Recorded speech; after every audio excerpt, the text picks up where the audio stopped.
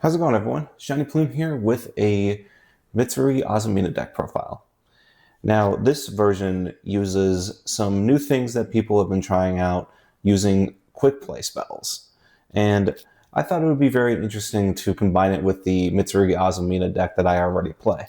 We're going to just go over the deck profile, some of my theories behind why I'm doing what I'm doing with it, and rather than go through combos, because realistically, Mitsurugi Azamina is one of those decks where there's not really a one card combo that bridges the two, I will go over some theories as to how I would build a pure Mitsurugi build with the quick play spells by taking out all the Azamina cards.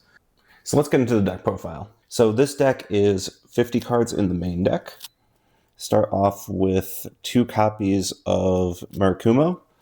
This is one of the best cards in the entire deck. On summon it, Raigeki's the field, and all the ritual monsters have the effect where if they're tributed, you can search for any Mitsurugi card and then special summon this card. Obviously, it has to be ritual summon first for the special summon effect.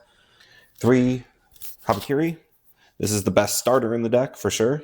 You can reveal it to special summon any Mitsurugi monster from your deck, obviously not the rituals, and then tribute a monster you control. And it has the same effect as Murakumo if it's tributed. This is the one you usually want to see in your hand all the time, whether it be for the quick play spells, for its own effect, or even when you have Deception in your hand. Then 1 copy of Futsu. This is just one of the best recovery cards in the deck. If your opponent summons a monster, you can special summon any reptile in your graveyard. That's not once per turn.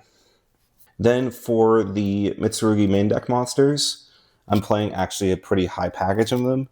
Aramasa searches for monsters, Saji searches for spells or traps, and Kusanagi targets any Mitsurugi card that's in your graveyard or banishment and adds it back to your hand. Then I'm also playing the 1 Night Sword Serpent. I just think Night Sword Serpent is a great extender in this deck, whether you're playing it pure or with the Azaminas. And it also makes XCs very easy and also helps chain block the Kusanagi. Then for the Mitsurugi spells, 3 prayers, 2 ritual, 1 mirror, 1 Magatama. Now, these are pretty decently standard. You obviously want the 3 prayers as a starter.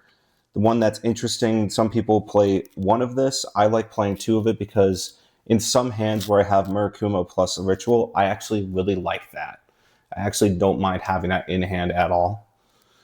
It doesn't come up very often, but sometimes the ritual being in your hand already is very powerful. And then the mirror is just for pre-preparation of rites and also being a decent extender.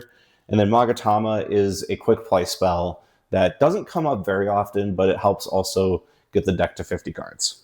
Then, of course, as I mentioned, 3 pre-preparation of rites. Then also the 1 trap card, Great Purification. This card is just ridiculously powerful. I get that it could be a brick, but it's an Omni Negate. The value of that is very powerful. And if you really think it's a brick, I mean, this deck plays a lot of ways to discard cards, and you can also easily side it out for later games. But I think the value of this card is still worth having.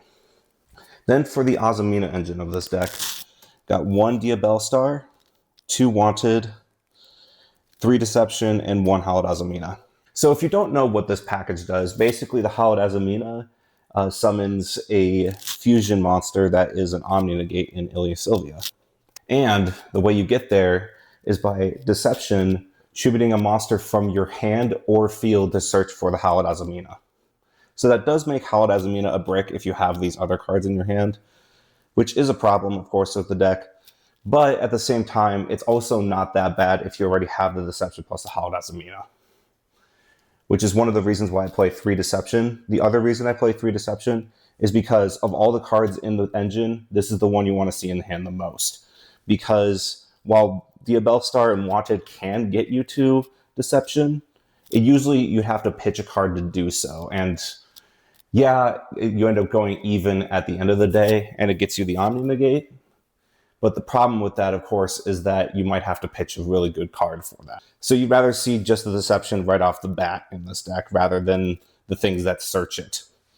Especially the reason you play this at all is if you have deception with, say, one of the ritual monsters in your hand. You could deception tribute the ritual monster to search for the Hallowed Azamina. Then on the new chain, the ritual monster, since it was tributed, gets you to search any other Mitsurugi card. It's very, very good at unbricking your hand.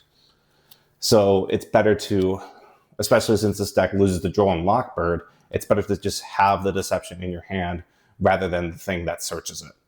So for the non-engine, we're going to start with the ones that are not quick play spells, Fuelos and Dominus Impulse. Fuelos is just one of the most broken cards. I wish we didn't have to play this card in this game, but also this is a 50-card deck, so Fuelos actually is fine. And then Dominus Impulse is just a very powerful card that does not conflict with most of the main deck. There are some cards in the extra deck it conflicts with, but none of the main deck aside from Fuelos does this conflict with. So it's just a good card to have. For the rest of the non-engine, these are the quick play spells. Forbidden Droplet, Called by the Grave, Fallen the Virtuous, Super Polymerization, and Radiant Typhoon Vision. So this deck plays a lot of quick play spells, and the reason it does is because Radiant Typhoon Vision says you can draw 2 cards and then discard a quick play spell from your hand. So this is more playing a lot of board breakers because going first as well, you set up a really powerful board that only realistically gets hit by Droll and Lockbird. Now, you might notice I'm not playing Droll and Lockbird in this deck or Crossout Designator. But the reason why is because you can still set up something under Droll and Lockbird when you're going first. Like you can still set up a small combo. Plus, if you already have Hallowed Azamina in your hand, you can set up your Omni Negate before they can even Droll and Lockbird you. But the other reason is that going second with these cards, you actually don't really care about Droll and Lockbird because you're playing a lot on your draw phase just because of things like Wanted and Mitsurugi Prayers. So in the draw phase, you can basically dig for more cards with Radiant Typhoon Vision. You can start negating things with droplets, super pawing their board, using Fallen the Virtuous to pop cards, and then of course you have the Called by the Grave to help protect you. And you can do all of this in the draw phase before they even had a chance to Droll and Lockbird you. That's the whole point behind the quick play spells. To start things off with the extra deck, we're going to go over the super poly targets. These are the standard ones, Mud Dragon, Swap, and Garura. And then the last one I play specifically for Draco Tail is Secretarian Dragon. I'd only play 3 super poly targets, and maybe if I had more room in my extra deck, maybe cutting a few cards that aren't as necessary, I will play maybe like a couple other targets for it. But having these 3 targets just generically is fine. Then I have the 3 cards you're going to send for Fallen the Virtuous, 2 Albions, and a Dragon that Vows a Dogma. Next, we got the Azamina Fusions, Murcielago and Ilya Sylvia. Murcielago searches for Wanted. That's basically all it's there for. And Ilya Sylvia is the one you're going to summon like 90% of the time. Then for the Link monsters, we got Cross Sheep, IP, Dynamondo, SP, and Gorgonazillithonia. I just like Gorgonazillithonia. That's really realistically the only reason it's in there. IP Masquerade is obviously the best one. Dynamondo and SP are very, very powerful to IP into, or to just make Dynamondo on your own turn. Obviously, if you didn't use Dominus Impulse, you can't really use this or Cross Sheep. Cross Sheep is a very interesting tech for specifically the Azamina version, because typically what you do is you use the Diabell Star plus 1 more monster, usually the Night Sword Serpent, to make a Cross Sheep, and then you Hallowed Azamina, summon the Azamina monster to one of the zones that Cross Sheep points to summon back a monster. Then for the XZs, we got Evil Storm Nightmare and Tornado Dragon. Evil Storm Nightmare is just one that I find really fun. It says when your opponent special summons a monster, you detach 1 material from this card and flip that monster face down.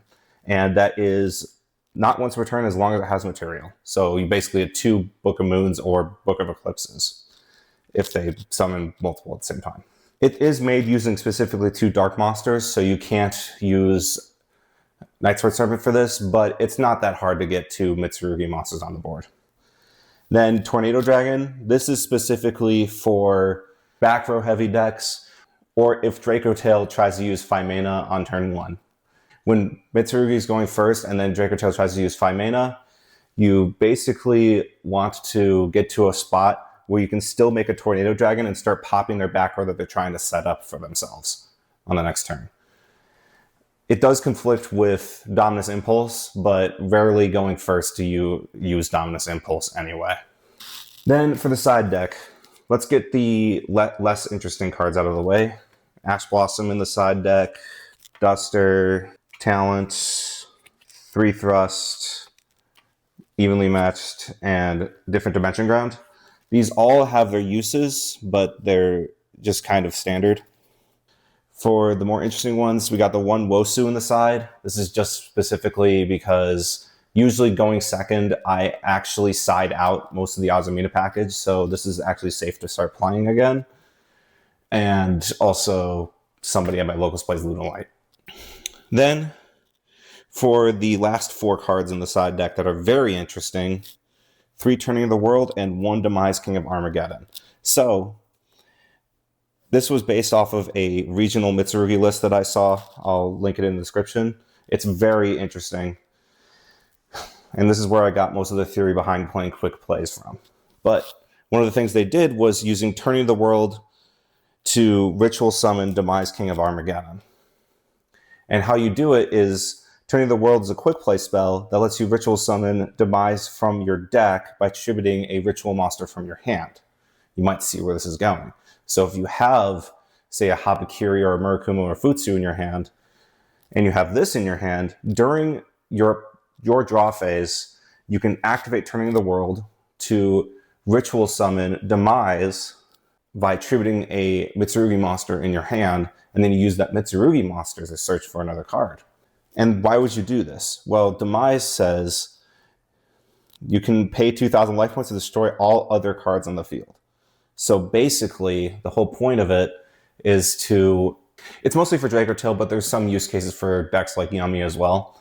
You basically are saying to them, hey, if you don't negate this Turning of the World, I'm wiping your entire board. Because you summon this in defense position so they can't use Draco Tail Horn. And you summon this on the draw phase so you can't really get drolled when you search.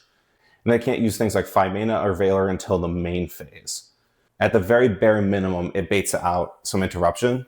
But at the same time, it's also pretty good against things like Valor or Imperm, because they basically have to Imperm this before you activate it, because you're playing Fallen in the Virtuous. So if you have Fallen in the Virtuous in your hand, then if your opponent goes like Imperm or Valor targeting this, you just chain the Fallen in the Virtuous to destroy this, and it resolves. And that was how I won one game against Yummy with this strategy, because he did not see this coming at all. And by the time he realized what was happening, it was already too late. So that's it for the deck profile, but I quickly want to go over some ideas that I have for playing a pure Mitsurugi build with just 40-ish cards, maybe a little bit higher than that.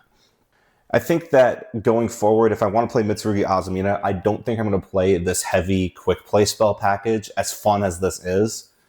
I think this is much more fitting in a pure Mitsurugi build. So basically, for pure Mitsurugi, I'd be cutting the 7 cards that I play for the Azamina package. And that puts the deck from 50 to 43 immediately. So, as well for pure Mitsurugi, it's way easier to play a 40 card list because Mitsurugi really does have a smaller package than people think it actually does.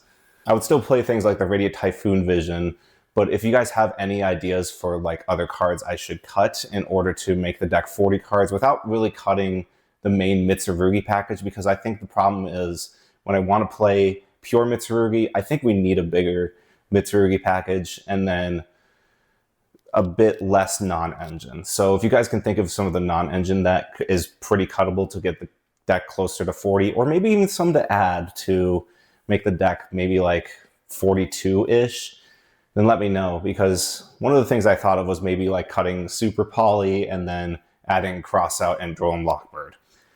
But let me know what you guys think. during the end phase, paddle guards back. Thank you all for watching. Peace.